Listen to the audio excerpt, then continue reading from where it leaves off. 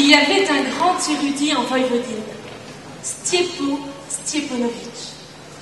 Toujours dans ses livres, il s'offrait très peu de distractions.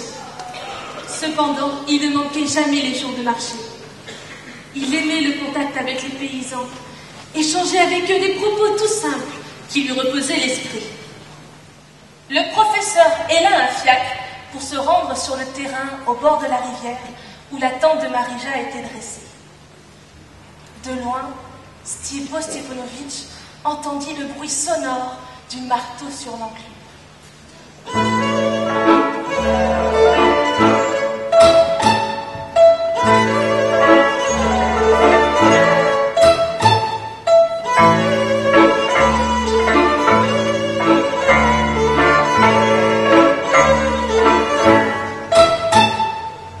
Elle était bien trop occupée à s'épanouir dans ces trois univers. Celui de son père adoptif, plein de livres et de sciences. Celui de sa nourrice, tout de douceur et de chansons.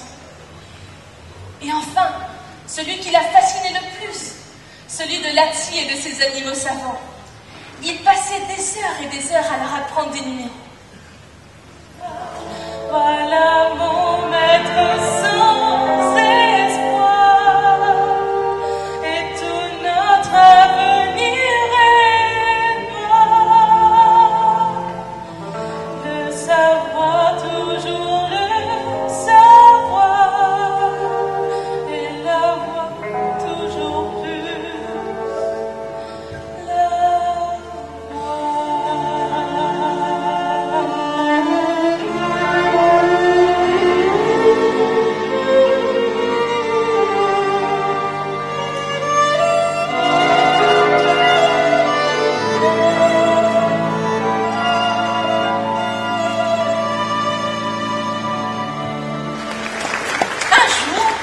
il fut rattrapé par une troupe de laoutards, musiciens de Sigen, qui l'interpellaient. « Hé, jeune homme, tu es un grand artiste. Ne veux-tu pas être des nôtres? Nous allons justement jouer à une noce. Tu auras un bon salaire. » Ciao, Romane! Et tous les instrumentistes à cordes, à percussion et à vent rivalisaient de virtuosité.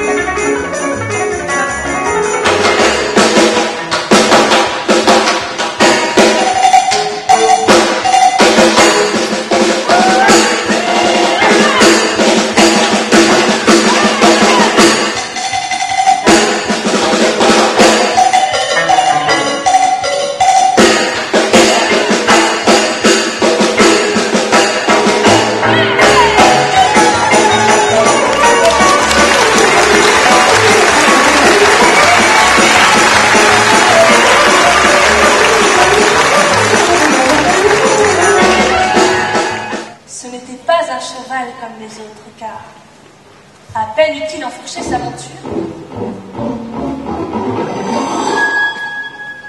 qu'il se retrouvait déjà dans le quartier de la Sorbonne à Paris.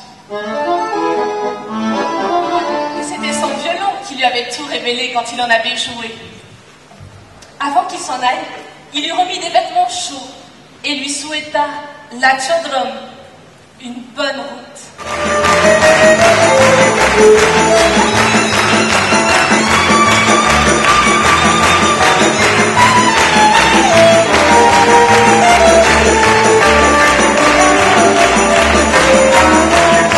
Bien sûr, Tiava et Lati eurent beaucoup d'enfants.